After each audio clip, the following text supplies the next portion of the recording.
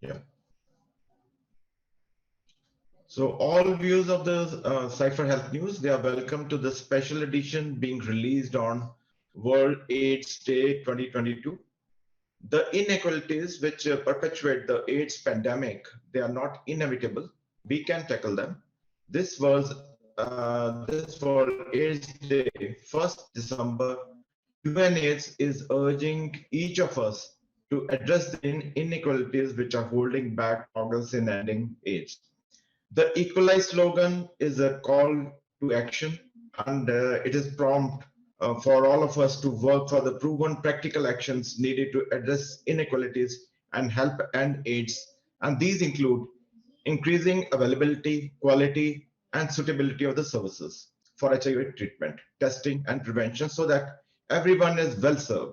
Reform the laws, policies, and practices to tackle the stigma and exclusion faced by the people living with HIV and by key and marginalized populations so that everyone is shown respect and is welcomed.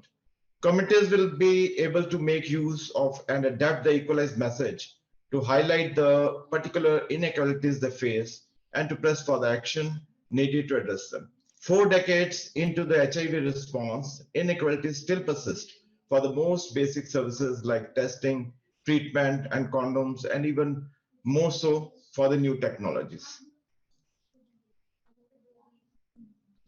So, dear viewers, I'm Dr. Rakesh Gupta, President Cypher and former Director Health Services Punjab, and we welcome you all for this very special edition of Cypher Health News Channel, which, as I told you, it is coinciding with the World AIDS Day. And we feel honored to have with us an eminent public health expert, Dr. Vinayak M Prasad, who is Program Manager, Tobacco Control, WHO. So we will be having an informal talk with Dr. Vinayak. So Dr. Vinayak Prasad, he is Program Manager, Tobacco Control, WHO, free initiative, and is responsible for the overall coordination of the tobacco control program in WHO headquarters Geneva, including liaising with WHO regions and with the Convention Secretariat to WHO-FCTC. As Program Manager, Dr. Prasad coordinates WHO's National Capacity Building Team for Tobacco Control. Dr. Prasad is also a founding member of the Be Healthy, Be Mobile team, a joint WHO-ITU initiative set up in 2012 to advance scale-up of mHealth technologies to address non-communicable diseases. Prior to joining WHO, Dr. Prasad worked with the Government of India in various capacities in Ministry of Health from 2004 to 2009. He was Director Public Health and Tobacco Control Focal Point in the Ministry of Health and Family Welfare. And apart from the tobacco control, he was also responsible for India's largest tertiary healthcare scale-up project, telemedicine, and a few other national health programs.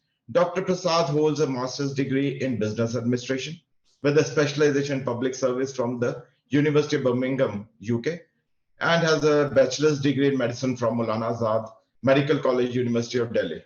So you are welcome, Dr. Prasad, for this interview. Thank you. It will be a very informal kind of thing. So my first question to you would be that just tell us about your education and journey as a medical doctor and a public health specialist, and what factors influenced your choice for this profession. Thank you, Dr. Rakesh, and thank you for inviting me. So I'm going back many years. I did the medical school, Maulana Azad Medical College in 1982. And these were pre-liberalization days. So track for students could either be medicine or engineering. And if you want to make a difference, then you want to take a choice, which is having most impact. I think at some stage, one realizes that there is also an opportunity to use this knowledge of public health and medicine. And therefore, that prompted me to join the civil service, and which was an exciting to join the Customs, Revenue, Finance Ministry. And there are thousands of doctors in India and in the world, but very few with cutting experience. in looking at finance, trade, illicit trade control, customs, and health.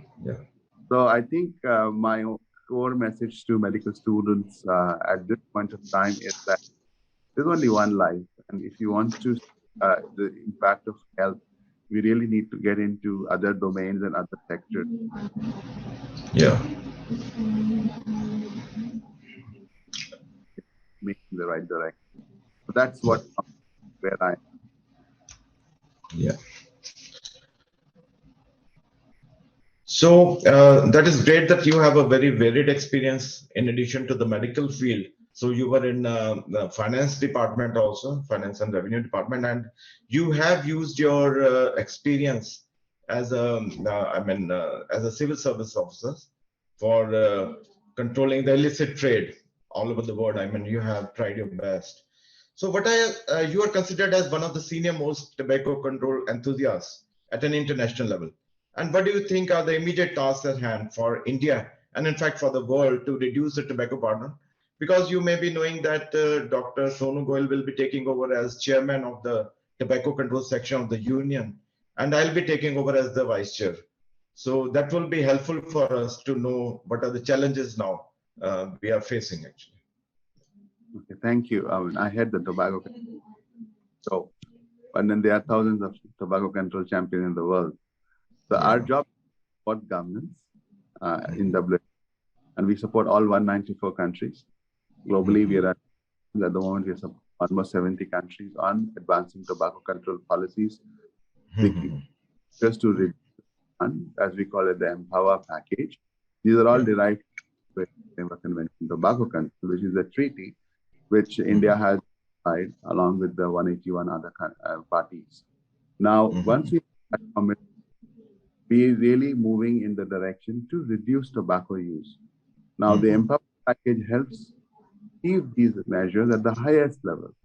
Highest level for pictorial warning, highest level for smoke-free, no carve-out, no designated smoking areas. And what we are seeing is countries that have made those progress. And India has made good progress in the last 15, 17 years. They've made good progress. And when I sit with other countries, especially those which have similar challenges of tobacco growing, livelihood issues, we have really gone up to see health can be prioritized over very narrow vested commercial interests of the tobacco industry. And I think that's an important message that we go in, that for a country which is on its trajectory to become the second largest economy of the world in another 15 years down the line, I think it should be to prioritize health. Tobacco control is a very low-hanging fruit. The gains are high. The industry trying to keep alive always be kept in mind for the government. So that's, I think, would be my first message. My second message is that being a federal country, where excellent implementation policy programs, India has put in place national tobacco control policy, but many states are not implementing it. Some states are doing very good. We really need to scale up of health or HIV or TB. I think that's an important message. How do we programmatically scale up? The third is that we still have 260 million. So while we are having a relative reduction, which is what the global is to India for that, it's important to see that how we can support these 267 million, scaling up cessation services, making it more difficult for current tobacco users to smoke. So go for more measures to provide support for the sector. And then my fourth is that as a we have done well on many interventions which we have put in place, but we see violations. For example, the violations in the OTT, the Netflix, and all, because ultimately children get influenced by the targeting of the tobacco industry. On tax. Now, the tax issue is something where India has made progress, but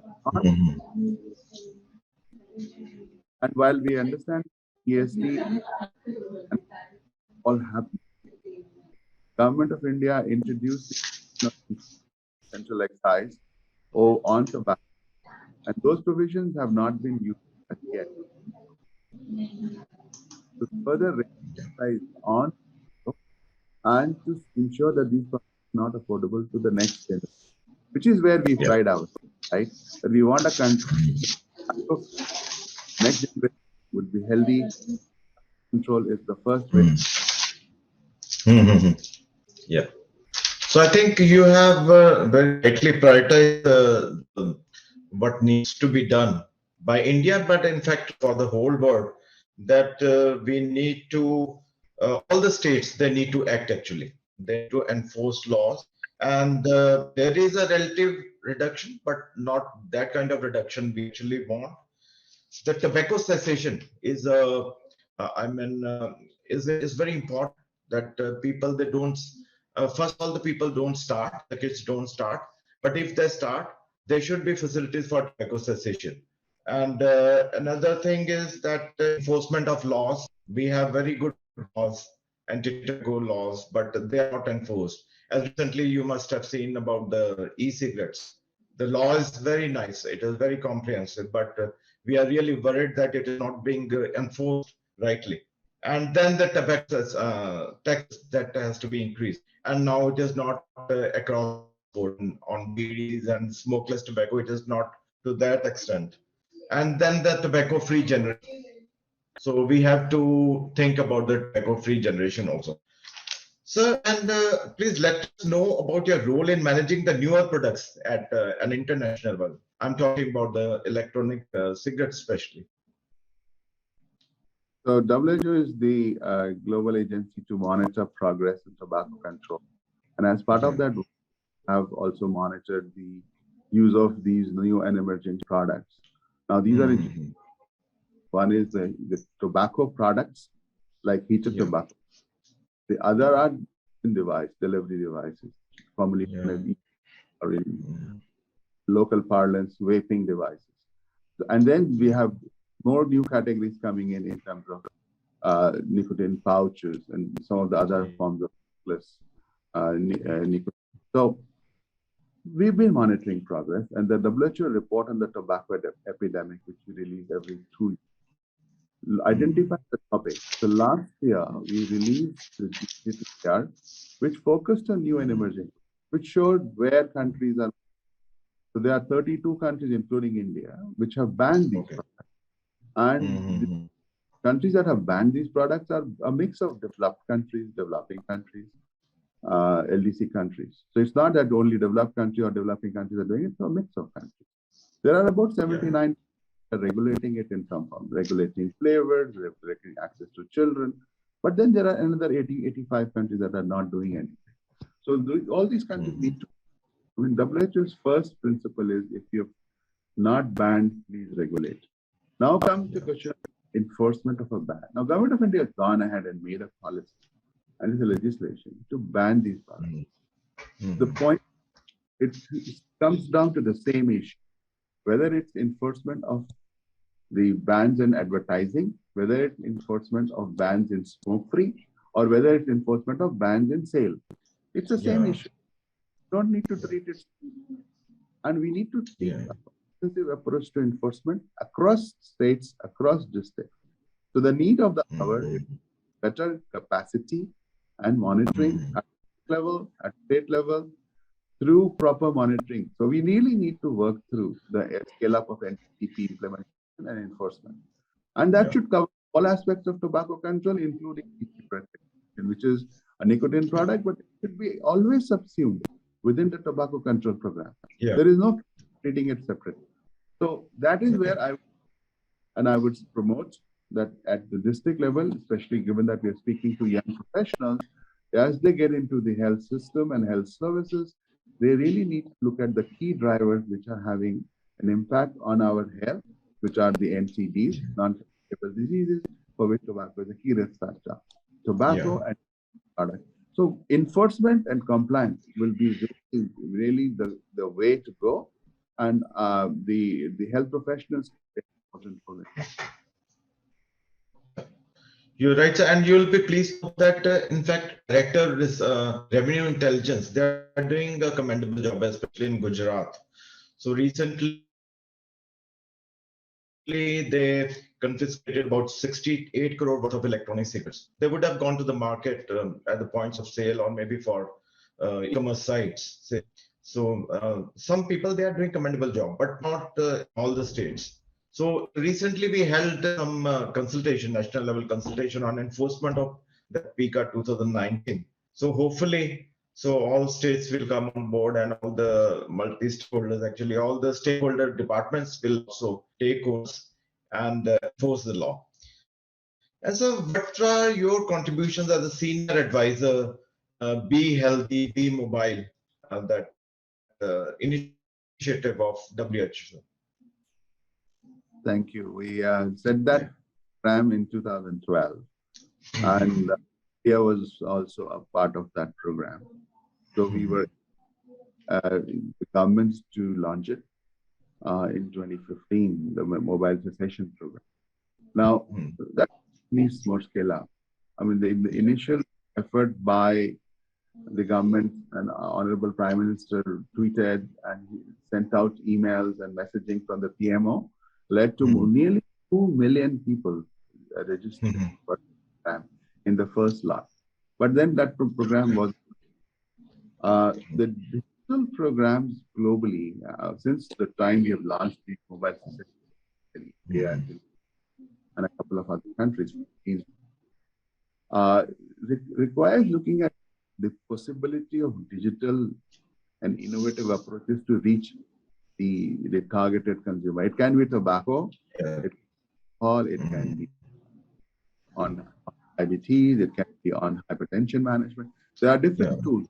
Be Healthy, Be Mobile has looked at global, created libraries for creating these messaging. Sending out these messages in a routine and structured way has a huge impact on behavioral shifts. More recently, outside of the Be Healthy, Be Mobile, as part of the COVID response, we've developed the tools, and last month, the Director General, along with a number of senior private actors, we launched the world at the sidelines of the World Health Summit, the Tobacco Cessation Consortium, which is looking at bringing the digital partners, pharma partners, health systems experts, universities and research groups to come together. How can the private sector push their disease? That will be a huge debate, right? And we really want to talk by leveraging technology colleagues from all big techs, plus pharma, plus health systems groups, and see how we can advocate for more cessation, how we can use these tools.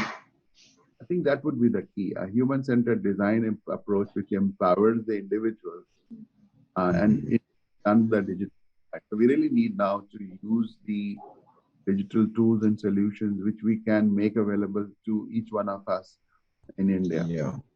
That's an important lesson. And the doctors need to start prescribing. Doctors should prescribe the health. Please download it. And again, we are looking at which health apps to recommend. So we are for tobacco. We're going to create that opportunity and we'll soon publish it on our website, recommended apps. So I think we really need to think on how we can use technology as an additional set of resources beyond these, which most doctors will end up writing for their life.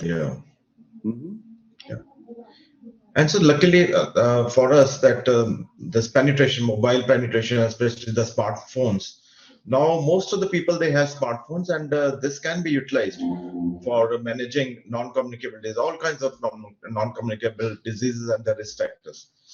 So that is great initiative, I think. And sir, what is your message on World AIDS Day this year? So the message for all of the communicable diseases, whether it's TB, whether it's HIV, AIDS, is that there's a lot of integration and synergy.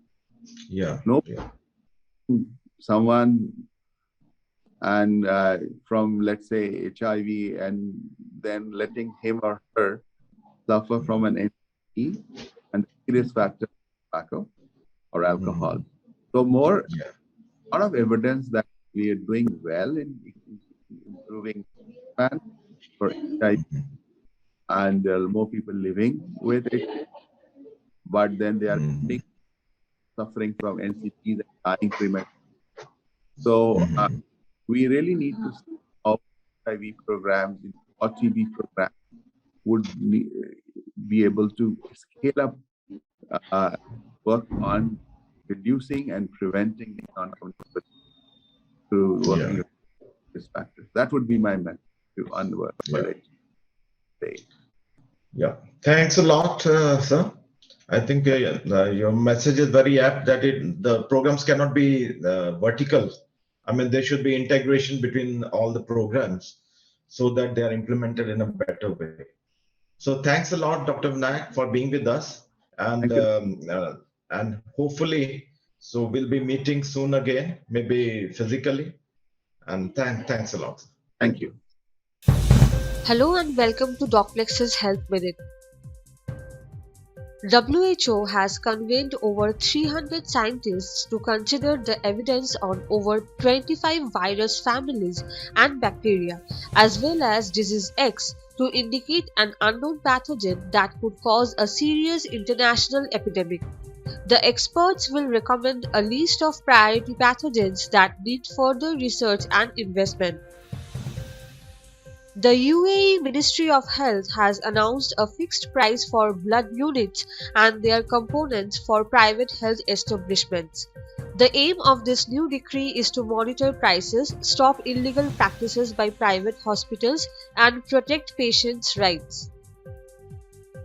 In breakthrough research, scientists have discovered that leprosy-causing bacteria can reprogram cells in adult animals to expand the size of the liver without causing any damage, scarring, or tumors. The finding has potential implications for regrowing damaged livers, thereby reducing the need for transplantation for people with end-stage scarred livers.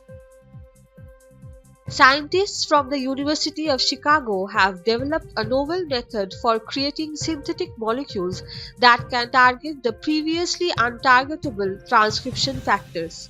These molecules can be tailored to target specific DNA sequences and hence different transcription factors which are involved in everything from aging to diabetes to autoimmune diseases.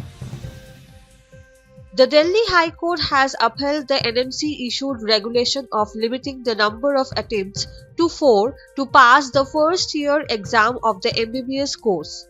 The High Court has further added that partial attendance of the examination in any subject shall be counted as an attempt. Do you support NMC's decision to limit the number of attempts to pass the first year of the MBBS course? Share your views by commenting below. Join Dr. Madhuri Patil, Dr. Tejal Lathia and Dr. S. Sampath Kumari in an exclusive debate session where they will discuss clinical cases on PCOS and pregnancy today at 3 p.m. IST. For the latest medical updates from across the globe, stay tuned to Docplex's Health Minute. Happy Docplexing!